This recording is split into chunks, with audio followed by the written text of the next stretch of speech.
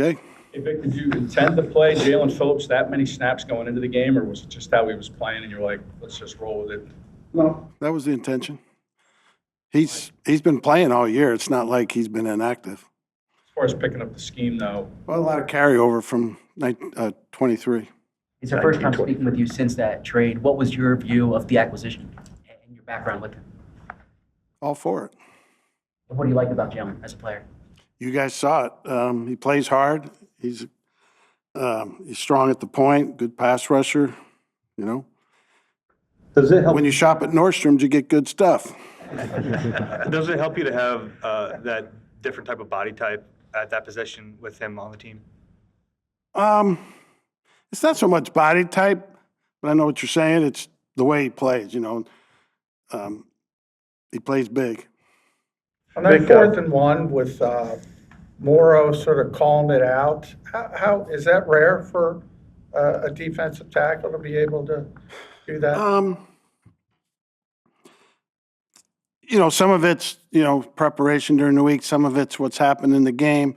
Some of it could be, you know, a stance that he sensed, whatever. But, you know, it's everything. But no, I don't think it's rare if you're a smart player, and Mo is. You had a lot of moving parts this year, guys coming and going, injury layoffs, trades, coming out of retirement, going into retirement. When you look at the way they played together on Monday night, where does that come from? Just that ability to have kind of new pieces and play? Yeah, I think the position coaches did a good job getting everybody ready. You know, like there's a lot of things you mentioned which are all true, but some of them have some carryover, like in Jalen's case. You know, BG obviously was here last year. He didn't get to play much because he was on a snap limitation. Same thing with Nolan. He was on a snap limitation.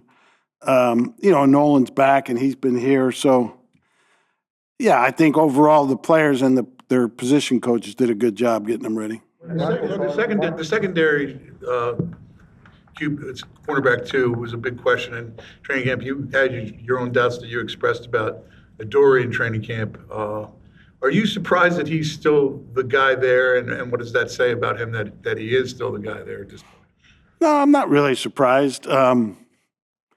He's a survivor. You know, I think this is his 9th or 10th year. So if you've survived that long, you got a little something in you. And hopefully he can take that game, build on it, and keep playing good. Another week for Michael Carter to practice. What have you seen in him that you like and he can fit? Yeah, I think he's a good nickel. That's his best position. And he's learning the nuances of our defense, you know, different for him compared to Jalen. You know, everything's totally new for him, plus there's more to learn. But like him. And, you know, if we need another nickel, he's going in. Campbell took over play calling last week for Detroit. What changed? Well, I mean, they had 550 yards, I think, and about half of it was running and half of it was passing.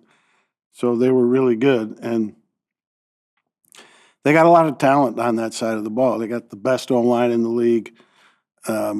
Quarterback, according to Dan's, playing the best that he's ever played. The 2 good running backs. The receivers are all fast. You know, it's a good unit to be calling plays for. When you look at Jalen Phillips' impact, how much does he help Jalen Carter and vice versa with them both being on the field together? Yeah, I think the more good players you have out there, it's going to benefit everybody. And, you know, that's not rocket science. When you get disruptive players, other players fall into plays, you know, like on the sack that Jalek's got. I mean, Jalen really made the play, applied the pressure and flushed the quarterback. Jalen's finished it, you know. So the more players you have that can do that, the better off. Some signs with Morrow either in the summer or last year that led you to believe he'd have this type of season? Yeah, last year he played good. You know, he was playing, I don't know, Ruben would know how many snaps a game he was playing last year. Exact same number this year as he did all last year. So about. Yeah, so he was a lot 25 play a game guy last year. Now he's a lot more. But when he played last year, he played good. that tough to sometimes project, like, if that production will remain consistent when the snap count increases? It shouldn't. In his case, the extra load does affect him a little bit. He's on the smaller size as a defensive lineman goes, so he's got to strain a little bit more than somebody else. So it does affect him a little bit that way. How do you sort of view Jihad's role right now with the defense and moving forward? Just what it's been. We're mixing him. He's playing some outside, playing some inside. Totally happy with his play at both spots and thrilled to have him. Like a learning curve with he had a ton of snaps as a starter. Now he's moving around a little bit. It's kind of is it a lot on his plate as a rookie? There is, particularly when we move him outside. Because all camp and everything, he was strictly inside because we knew Nakobe was going to miss 7 games or whatever it was. And for a rookie, that's tough. You'd compare it to last year with Quinyon.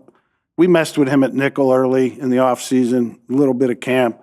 Once we put him at right corner and never moved him, Same thing with Coop last year. He was the backup nickel to start because he missed all of camp, starting dime, so he had 2. And then once we said, hey, you're the nickel, you don't want to give a rookie too many extra jobs, but sometimes you're forced to. Does Jihad give you a coverage element at that position that outside?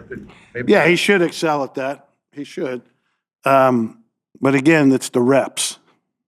What did Jair show you when, the limited time you were with him in practice? What was kind of your perspective? Yeah, I thought he was looking pretty good, and was anxious to see him play in a game and see how it looked. He decided otherwise, and we all respect that. Jacorian, you had mentioned. Hold on, real quick. As a coach. Ooh, he kind of put you in your place there. Good. As a coach, how do you go about balancing what's best for Jihad this week? Because I know you want to win the game. Yeah, it's what's best for the team. Take development and next year and that stuff into consideration. No. With Jacorian, you had mentioned a couple weeks ago when he got back to practice, you used the term incomplete. Mm-hmm. And it You hadn't always changed. stress how important practice is. So you've had him for 3 weeks back in practice. How has he looked to you? Still to say, I don't think you truly know anybody, particularly a corner, until you're out there where there's a scoreboard. And so it's kind of feel the same, but optimistic, but the same. The last press conference when the topic of Cooper on the outside came up, you mentioned there wasn't really another option inside. Does Michael Carter's acquisition change the equation? Possibly. Yep. Do you think Jihad can grow into a full-time edge rusher as his career goes on? Maybe. I like him as an ILB, but we'll see. Do you think he needs to get better at it to be able to maybe become a full-time edge? I just haven't seen him enough out there, so I don't know that I can give you an informed, great answer on that. What has to happen for Cooper to become a full-time outside corner? Cooper? Oh,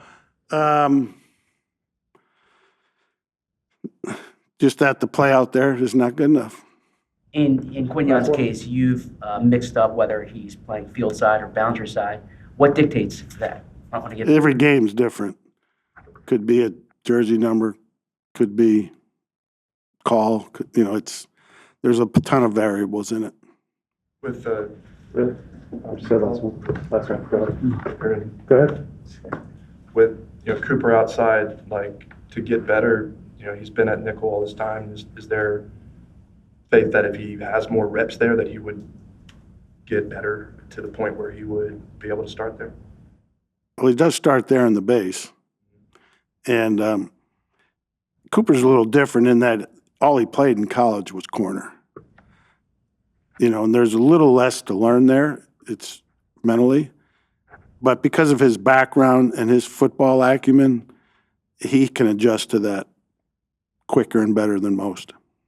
Thank you, Vic.